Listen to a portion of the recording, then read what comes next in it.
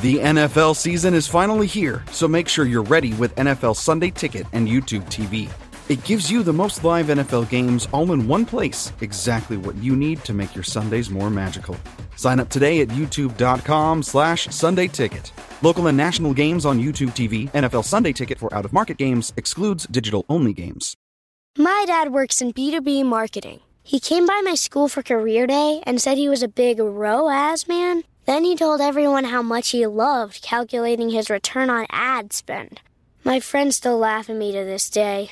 Not everyone gets B2B, but with LinkedIn, you'll be able to reach people who do. Get a $100 credit on your next ad campaign. Go to linkedin.com/results to claim your credit. That's linkedin.com/results. Terms and conditions apply. LinkedIn, the place to be, to be.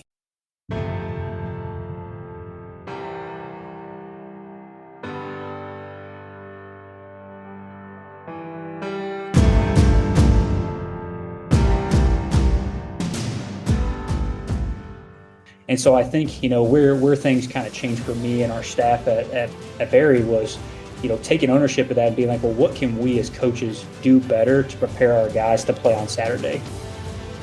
On today's episode of Coaching Coordinator of the Season, we're joined by Bethel University Offensive Coordinator Colin Duling. Colin joined us for the D3 Top 25 Clinic this past offseason. At the time, he was at Barry University. Their offense was ranked number 3 in scoring in 2023 with 53.4 points per game. They went 9-1, and he moved to Bethel University in 2024. His other coaching stops include Northern Illinois and Southwest Minnesota State, a D2 school. We're going to talk today about their teaching progression in game week, and it's something that Coach went to help his players execute better on game day. So here's our episode with Coach Colin Duling, Offensive Coordinator at Bethel University. Ryan Reynolds here for, I guess, my 100th Mint commercial. No, don't. I mean, honestly, when I started this, I thought I only have to do like 4 of these. I mean, it's unlimited premium wireless for $15 a month. How are there still people paying 2 or 3 times that much? I'm sorry, I shouldn't be victim blaming here. Give it a try at mintmobile.com/save. Whenever you're ready. $45 upfront payment equivalent to $15 per month. New customers on first 3-month plan only. Taxes and fees extra. Speed slower above 40 gigabytes. See details. Our guest today on the season is Colin Duling. He was the offensive coordinator for Barry last year and joined us at the D3 Top 25 Clinic while he was there, but he's made a move recently to Bethel University in St. Paul. So, Colin, it's great to have you back here. I'm excited to talk about what we're going to dig into here for our coaches in this season episode. Awesome. Thanks for having me. Big fan of the show and listened to a lot of episodes and picked up a lot of great stuff from you in the past. So excited to be here today. Yeah, thank you. That's great. Let's talk about this idea first and kind of the background behind it. So we're going to talk about the teaching progression for a game week. And it's something that you've thought a lot about, you've put some detail into, but I guess where did this originate from and how did you arrive at this point? Yeah, so I got promoted to be the offensive coordinator at Barry in 2021. And so last year was my 3rd year being an OC and really felt like for about the first year and a half, we had some success and things had gone okay. But just when we would go back and watch film after games would be over, it's like a lot of times when plays didn't go our way, it wasn't like, oh man, we've just got a really bad scheme. We got to change a bunch of things and get a bunch of new plays. It was a lot of times it was like, man, we can't execute what we're asking our guys to do at a high level. And so I think where things kind of changed for me and our staff at Barry was taking ownership of that and being like, well, what can we as coaches do better to prepare our guys to play on Saturday? How can we, stop coming into this room and being like, well, hey, we were just a little bit away from having a big play here or there.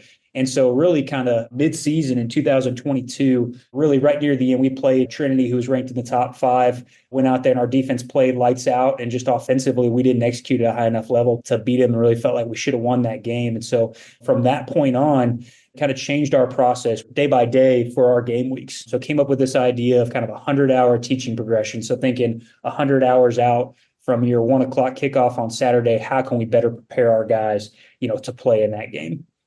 Yeah, and the focus really then is put on the execution. And I think we've all been there before where you're looking at it on a Saturday or a Sunday and, yeah, you see it was just that close. What I really like about this is you took the ownership in it and saying it's on us as coaches, because ultimately it is, right? We obviously need to put our guys in a position that they are ready to execute that in a game. All those ideas work on the whiteboard, right? They all work on the drawings. We want to see them on film, though, that next day, and that they work there. So talk to us a little bit about your touch points in this and how this works over the course of the week. And let's take a look first at that first day you're going to have with them, that Tuesday. Yeah. So our players typically are off on either Sunday or Monday, and then we review the game on whichever one of those days they're not off, right? So Tuesday is really kind of your first day of the game week for us at the college level. And so we think, again, 100 hours out. So if we're playing at 1 o'clock on Saturday, 9 a.m. on Tuesday morning is 100 hours from that kickoff. And so we're going to have 10 touch points on each play in our game plan before we kick that ball off on Saturday. So these guys really, really understand and know exactly what we're asking of them. So the first one at 9 a.m. on Tuesday, they actually get every play that we have in our game plan drawn up. And so that goes to them on their phones. We have an app on their phones where they're going to get that drawn up so they can kind of take a look at that, right? If they're in class or kind of going to lunch and stuff like that during a Tuesday, they're going to go ahead and check those plays out. So that way they have an idea. I coach our quarterbacks. So those guys are shooting me questions, right? Those guys are texting me during the day. Hey, I saw this is in there, saw that, kind of just coming up with different things. So that's kind of the first point. The second point, when we get to before practice, we'll have, our position meetings and stuff like that. So we will go through, as position coaches, we'll go through each play individually, right? So we're going to take them through the drawing. We'll put the drawing up on the screen. Hey, here's the play for this week. This is the formation. This is what we're trying to execute with this play, right? This is exactly the true details of it. So before we ever go out to the field and try to run it, right, we're trying to go through the details of it so that way we don't waste that time of running it, then having to correct it and all that kind of stuff. So that's kind of our second touch point. This is still all on Tuesday. Third one, before practice, then we're going to walk through all of our plays, right? So go through walk through pace, walk through the plays, make sure everybody knows what their assignment is, right? We're not having any, miscommunications. Maybe something didn't get communicated properly from our meeting, right? We can fix it there on the field. So that's kind of step 3. Step 4 for Tuesday still is now let's go rep it in a drill, right? So not a live team situation, but let's take it, if we're putting a new route in that week, let's take it to routes on air. Let's rep it in routes on air and make sure our quarterback understands the timing, make sure the receiver understands the depth and the angle that we're trying to get him to run this route at, right? So that's number 4. And then number 5, the last point on Tuesday is going to be now let's go take it to a scout team setting. Let's run it against the defense we're going to see that week and simulate that. So that's kind of those first 5 touch points are all on Tuesday, but really the goal there is feel like in the past when we were doing scout teams, we would waste a lot of time we'd run a play, but we'd run it incorrectly, and then you got to come back and correct it, and then you got to rep it again another day. It's like, how can we eliminate that and really have valuable work on Tuesday so that we don't have to go back through that process, right? So that's kind of a Tuesday for us. With the timing of those segments for you, having been at the D3 level, it's not like we have all kinds of time. We still have guys who go to class, and we have night classes that we got to fit it into, and we got coaches coming from different jobs. So what's the time frame look like for you for meeting time, walkthrough time? How much time in Indy? How much time in team? Yeah, we try to be pretty short with it just because, again, not only do we not have a ton of time with kind of being spread thin because everybody at our level has additional duties, right? So you might be the offense coordinator, but you might also be the equipment manager, right? So you're trying to wear all those hats at the same time, but also just the attention spans of our guys, right? Like how much information can they handle, right? So if we can go, obviously the phone, that's on their own, but then once we get to our meetings, like let's try to keep those meetings to a half hour or less, right? Like if we can get through our game plan pretty quickly in a half hour or less, we can keep their attention. The walkthrough, that's going to be 15 minutes before our practice starts. And then, the live speed drill, those are going to be 5 to 10 minute periods. And then obviously a scout team period is going to be probably 15 to 20 minutes. So while it's a lot of different points, it's not a ton of time poured into it, but it does force us too with our game plans to be a little bit small and a little bit, more simple and a little bit more probably direct with what we're trying to accomplish. At BlueNile.com, you can find endless ways to make your moments sparkle. From classic and timeless jewelry gifts to creating the custom engagement ring of her dreams, all at prices you won't find at a traditional jeweler. And right now, you can save up to 40% on fine jewelry and 25% on engagement ring settings during the Blue Nile Anniversary Sale, going on now. Go to BlueNile.com to shop the Blue Nile Anniversary Sale and save up to 40%. That's BlueNile.com. When it comes to towing, seeing is believing. That's why Chevy Truck's advanced camera technology offers up to 8 available cameras for 14 unique views, so you can focus on the view that really matters. Chevrolet, together let's drive. Learn more about Chevy Trucks at Chevy.com. Safety or driver assistance features are no substitute for the driver's responsibility to operate the vehicle in a safe manner. Read the vehicle owner's manual for important feature limitations and information. Yeah, and what's the app that you guys use? So we use Just Play Solutions. So yeah, we invested in that between the 2022 and 2023 season. And we've gotten that since I moved up here to Bethel too. That was the first investment our head coach made. So I appreciated that. Yeah, definitely a great system there. So that brings us to Wednesday. So we got through those first 5 touch points. Now we're to a Wednesday. And I don't know how many hours do we have left there as we leave in a day. That's a good question. I haven't done that math. But so Wednesday, yeah, right. So Wednesday going to be a little bit less, right? So now we're talking really our touch points are before practice with our guys. So, meeting again, about a 30-minute meeting. So we're going to review the film of the plays that we ran that day, right? So let's say, how did it look? Did it look great? Awesome. This is exactly what we wanted you to do. Or do we need to make some small adjustments here or there, right? So I think everybody's doing that, but just that number 6 touch point, let's review it. And even, I guess the one thing I would emphasize is we show the clip regardless if it was good or bad, right? I'm going to show you because I want you that play to be ingrained in your mind. So when it comes up on Saturday, you've seen yourself either do it really well or you've seen yourself do it poorly, but we're not skipping things, right? So we're hitting every play in that game plan just quickly in our film sessions on Wednesday. And then we'll go ahead and then we'll repeat it at live speed again. So getting a second live rep of it. And again, that requires us to be smaller with that game plan. We can't have 100 plus plays each week, but hey, can we be really, really good at the plays that we do have on our menu? So that's our Wednesday. And really that kind of bleeds into Thursday too, because we're going to rep about half our game plan on Tuesday, half our game plan on Wednesday, and then repeat some of these plays on Thursday. So we covered Thursday a little bit there. Yep. Friday, I think Friday is always an interesting day. We obviously don't spend a lot of time on it. Usually the college level, we might be doing some recruiting on that day, hitting some schools in the morning, sometimes catching up with life for a little bit over the course of a long week, but still some work to get done on Friday. What does a Friday look like for you? Yeah, really, really important day. So we will, again, I coach our quarterbacks. So from a quarterback standpoint, they're going to have some type of test, So for us, that's really, I don't spend a ton of time. I used to earlier on spend a lot of time writing these tests out and stuff like that, these paper hard copy tests, but really going to more, hey, I'm going to give each guy a copy of our game plan. And then we're going to sit in a room and everybody's going to get on the whiteboard and we're going to draw every single play that's on that game plan. So it doesn't matter if you're the first string quarterback or you're the fifth string quarterback, like you're getting that piece, that developmental piece of knowing exactly what's going on. So that's hey, I'll call the play out. Every single guy draws it up and they're really racing as they're drawing it up, like they're trying to go quickly with it. Right. And then I'm calling on one of those guys to walk me through, hey, what's your progression on this play? What's your thought process here? It doesn't matter if it's a run play. We're going to have RPOs attached to most of our runs. So, hey, why am I going to throw this RPO versus why am I going to hand this ball off? But really trying to now hit a different memory system for them, right? Like they've seen it. Now they're had to run it. Now they're physically having to draw it up and verbally explain it, right? So can we hit all their senses? So that's kind of what our Friday meeting looks like. And then on Friday, we're going out and we are walking through at a quick tempo every single play on that game plan. So yeah, they've walked through it. They've run it twice. Now they're walking through it again on Friday. And then I'll hit Saturday morning before the game. We're going to go and we're going to walk through that game plan at another time. So by the time you go and we call that play on Saturday, you're probably sick of me calling that play at that point, right? You know it so well. Like there's no chance that, hey, we can't get aligned or we struggle to do something. And that plays into being able to move with good tempo too and stuff like that. So just a process that's worked really well for us over the past 13 games now.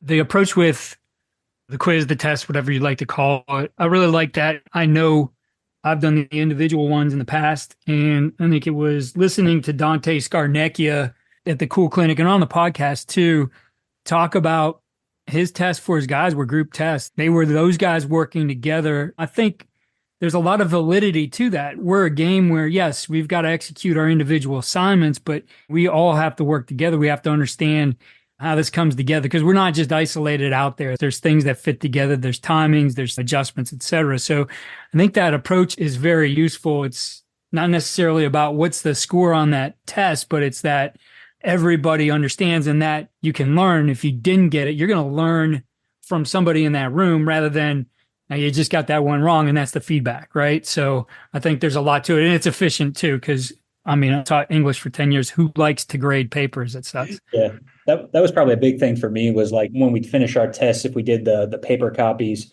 well, they'd give them to me. Then we go out, we walk through, and then maybe we're getting on the bus to go travel somewhere, or if something's going on, it's like, well, when do I get to these tests and grade them and give them back to them and give them like real feedback that they can actually use versus, hey, if we're sitting in a room and we're working on a whiteboard, you're getting immediate feedback because you either know what you're doing or it's clear that you don't know what you're doing, right? And that goes for our starting quarterback to maybe the fifth guy who's a true freshman who's just learning the system. But there's a lot, that requires investment from him, because during the week he's got to be paying attention to what's going on, or he's going to look bad on Friday when he's trying to do these plays on the board. So I think our developmental pieces improved too. Our younger guys, when we got into spring ball, were more prepared and ready to play and ready to go than maybe they had been in years past, because even though they weren't playing during the fall, they were getting the mental piece and they were preparing like they were the starting quarterback every single week. So, and it weeds out some guys who maybe aren't that invested, right? So those guys maybe kind of fall by the wayside a little bit more too. So it's been a good piece for us.